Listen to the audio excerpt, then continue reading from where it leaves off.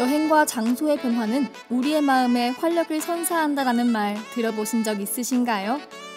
세네카의 말처럼 여행은 무료한 우리들의 일상에 활력을 주곤 합니다. 멀리 떠나기 부담스러운 요즘, 저희 방송 여기 어때와 함께 전라도 방방곳곳을 여행하며 일상 속 활력을 찾아보는 건 어떠세요? 그럼 오늘의 여행 출발해볼까요?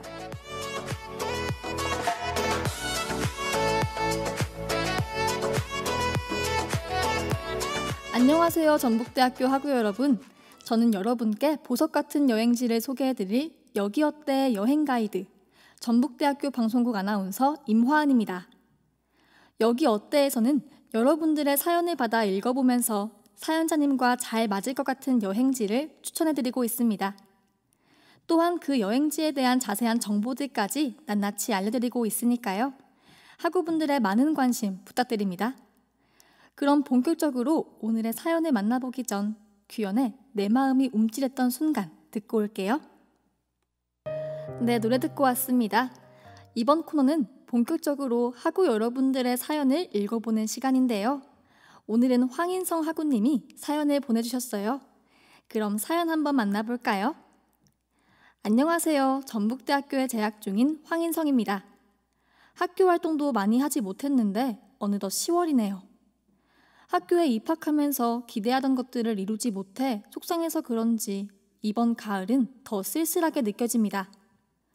이런 아쉬운 마음을 달랠 수 있도록 친구랑 여행을 떠나고 싶은데 편안한 분위기에 힐링도 할 수 있고 맛있는 것들이 있는 그런 여행지 추천해 주시겠어요? 라고 보내주셨네요. 저도 20학번 신입생이라 그런지 사연자님의 이야기가 와닿네요. 저도 과 친구들과 MT도 가고 도서관에 모여서 공부도 해보고 싶었는데 어느덧 10월이 되었더라고요. 그리고 수시 원서 접수 안내 문구를 보니 정말 1학년이 이렇게 끝났구나 싶었습니다. 다른 학우 여러분들도 이런 섭섭한 마음이 있으시죠? 섭섭함을 덜어줄 오늘의 힐링 여행. 악동 뮤지션의 밤, 끝없는 밤 들으며 출발해볼까요? 네, 노래 한 곡 들으면서 여러분들과 함께 도착한 이곳. 아름다운 자연의 도시 담양군입니다. 사연자님께서 힐링하고 싶다고 말씀하셨잖아요. 사람마다 힐링하는 방법은 다르겠지만 저에게 힐링은 바람이 살랑살랑 부는 곳에 앉아 자연을 느끼는 것, 아기자기한 분위기의 거리를 걷는 것 등이 가장 생각나더라고요. 또 힐링하려면 맛있는 음식이 있어야겠죠? 가장 유명한 떡갈비부터 전남식 돼지갈비, 대나무통에 밥을 넣어 만드는 대통밥, 국수거리에 있는 국수까지 다양한 먹거리가 있어 담양에 오신다면 더할 나위 없이 완벽한 힐링을 할 수 있지 않을까요? 그럼 힐링하기 좋은 담양군을 간단히 소개해 드릴게요. 전라남도 북부에 위치한 군이며 서쪽으로는 광주광역시가, 동쪽으로는 곡성군이 접해 있습니다. 백제 때 추자해군, 신라 경덕왕 때 추성군이었지만 고려시대에 이르러 현재까지 사용하는 담양군으로 바뀌었습니다. 담양의 주요 관광지인 소세원, 송강정, 면왕정을 비롯하여 광주 충효동의 환벽당 등 광주호 일대와 담양 남쪽에 걸쳐있는 유적을 가사문화권이라고 불리며 유홍준의 나의 문화유산 답사기를 통해 알려졌는데요. 과거 인근 지역에 살던 호남가단의 문인들과 중앙에서 유배온 선비들이 경치가 좋은 이곳을 터잡아 자연을 벗삼으면서 물화일체, 충절 등의 삶이 묻어난 문학작품들을 많이 배출했기 때문입니다. 따라서 광주호 상류의 광주와의 시군 경계에서 이곳의 정취를 배울 수 있는 가사문학관이 건립되었습니다. 힐링하기 좋은 도시 담양군에 대한 소개는 여기서 마치고 자세한 이야기는 태연의 1111 듣고 시작해볼게요. 네, 태연의 1111 듣고 오셨습니다. 지금까지 여행지를 간단히 소개해드렸다면 이번엔 여행하며 여행지에 대한 깊이 있는 이야기를 해드리려고 하는데요. 먼저 오늘의 여행 코스를 소개해드리겠습니다. 먼저 담양하면 가장 먼저 떠오르는 여행지, 종로원에 방문해서 울창한 대숲을 걸어다니며 중림욕을 즐기시고 떡갈비도 드신 다음 송강정으로 이동해서 비밀스러운 공간에서 혼자만의 시간을 보내며 힐링을 즐기세요. 마지막으로 메타세쿼이아 길을 걸으며 가을의 분위기를 느끼면서 스트레스를 털어보는 기회가 되셨으면 좋겠습니다. 그럼 오늘의 여행 시작해볼까요?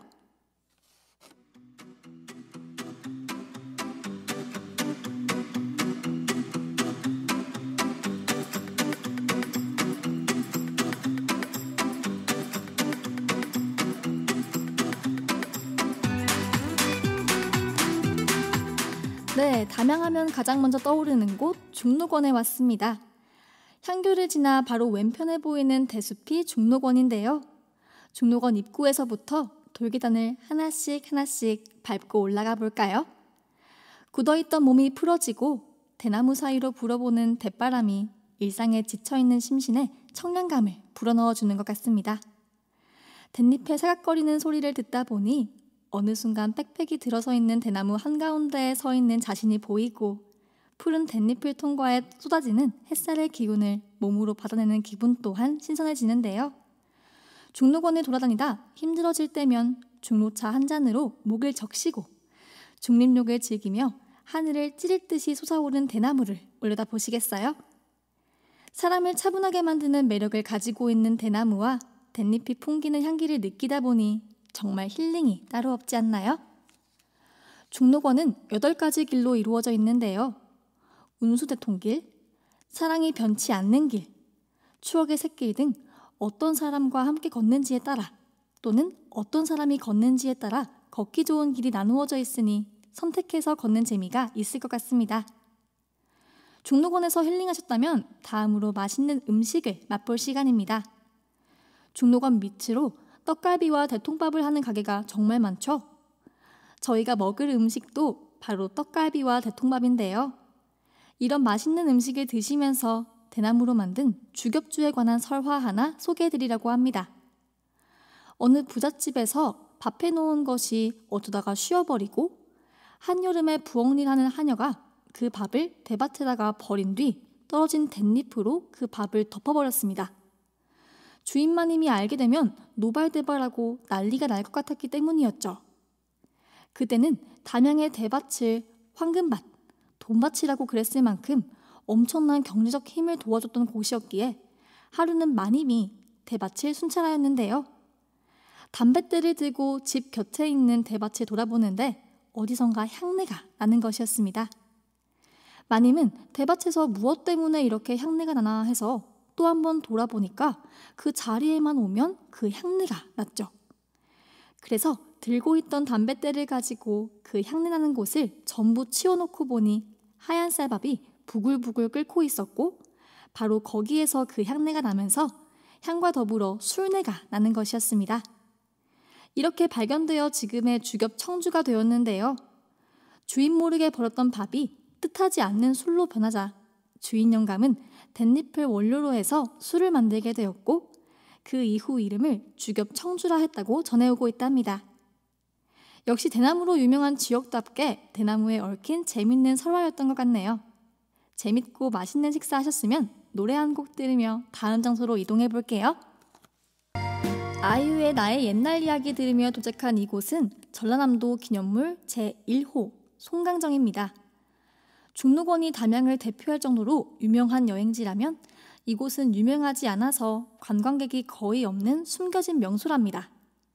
정말 요즘같이 거리두기를 해야 할 때 조용히 다녀오기 가장 좋은 곳이지 않을까 싶습니다.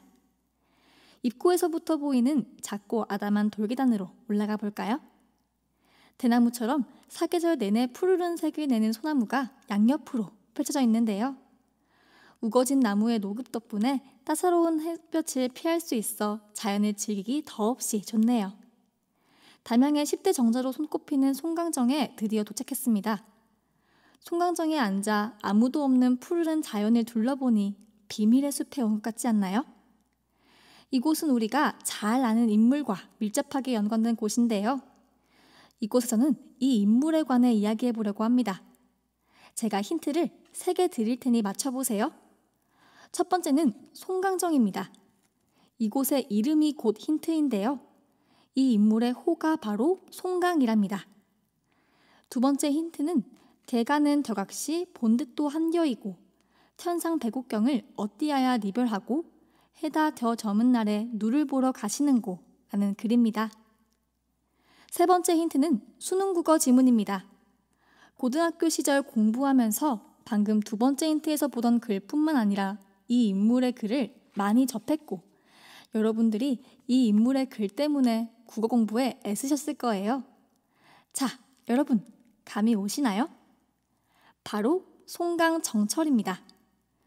두 번째 힌트 송미인곡에서 많이 아셨을 것 같아요. 여러분들을 괴롭히던 원수, 국어지문, 송미인곡, 사미인곡, 성산별곡, 관동별곡 등의 글쓴이이며 문학사에선 풍류를 아는 가사문학의 대가랍니다. 그는 조선시대 우의정과 좌의정, 전라 도채차사 등을 역임한 문신이자 문인이기도 한데요. 서인의 영수로서 정치의 중심에서 활동했으며 당대뿐 아니라 이후에도 매우 극명하게 상반되는 평가를 받는 인물이랍니다. 서인 측 조헌은 정철에 대해서 오로지 임금을 높이고 백성을 보호하며 강개한 고든 말만 함으로 백관들이 두려워한다 라며 그의 강직함과 평소의 정치적 자세를 높이 평가하는데요. 이와는 달리 북인 측에서 주도하여 편찬한 선조실록에서는 성품이 편협하고 말이 망령되고 행동이 경망하고 농담과 해악을 좋아했기 때문에 원망을 자초하였다라고 표현하였고 한때 그의 강직함을 칭찬하기도 했던 국왕 선조는 음흉한 성운과 악독한 정철이 나의 어진 신하를 죽였다라고 하였는데요. 이처럼 정철의 극명한 평가에 대해서 여전히 사람마다 의견이 나뉜답니다. 송강정철은 동인의 탄핵을 받고 벼슬에서 물러난 뒤 담양으로 내려왔는데요. 이때 약 4년간 머물며 여러 문우와 교류하여 유명한 가사작품을 만들었습니다. 당시 정철은 이곳에 중록정이라는 초막을 짓고 살았는데 1770년 정철의 후손들이 이곳에 정자를 세우고 송강정이라 이름 붙였다고 합니다. 이제 어반자카파의 그때의 나, 그때의 우리 들으며 마지막 장소로 이동해 볼게요. 노래들 들으며 도착한 이곳은 메타세코이아 길입니다. 순창에서 담양으로 가는 길에 펼쳐진 거대한 메타세코이아 길을 보니 이국적인 풍경에 눈을 뗄 수가 없네요. 계절마다 방문하고 싶을 만큼 옷을 갈아입어 멋진 풍경을 보여주는데요. 오늘은 붓게 물든 나무 덕분에 가을 분위기가 물씬 느껴지네요.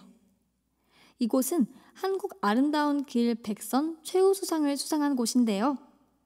그래서인지 영화, 드라마, CF 촬영지로 많이 사용되며 많은 분들이 꼭 한 번쯤 걸어보고 싶은 거리라고 합니다. 아무 말 없이, 아무 생각 없이 넋놓으며 걷고 또 걷다 보면 메타세코이아 숲이 주는 매력에 푹 빠질 수 있답니다. 곳곳에 휴식할 수 있는 벤치와 정자가 많이 있으니 여러분들도 여기서만큼은 잠시 쉬며 스트레스를 털어내고 가면 좋을 것 같습니다. 메타세코이아는 중국의 낙엽 침엽 교목인데요. 높이가 최대 100m 넘게 자라기도 하며 삼각부를 닮은 울창한 나무 모양과 가을의 아름다운 색을 띠어 가로수로 인기를 얻었습니다. 그래서 우리나라 메타세코이아 가로수 길이 많이 생겼고 많은 분이 흔한 나무라고 생각하시지만 첫 발견 당시 중국 마타오치 지역에 약 4,000그루 정도만 남아있던 멸종 위급종이었답니다. 심지어 메타세코이아가 발견되기 전까지 화석으로만 발견된 생물이었기에 사람들은 당연히 멸종된 고대나무라고 생각했고 1944년 농림부 직원에 의해 최초로 발견되었는데요. 이는 살아있는 현생 종보다 화석이 먼저 발견되었던 믿기 힘든 사례였습니다.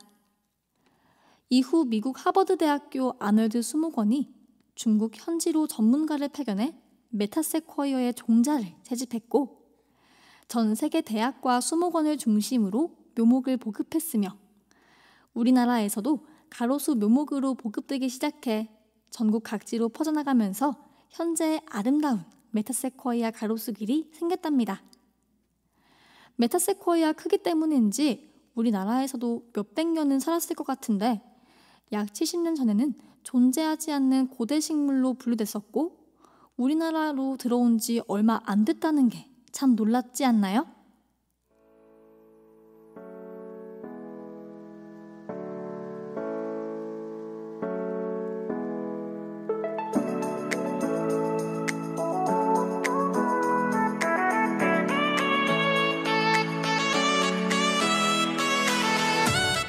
네, 아쉽지만 오늘 여기 어때와 함께 떠난 6번째 여행은 여기까지입니다.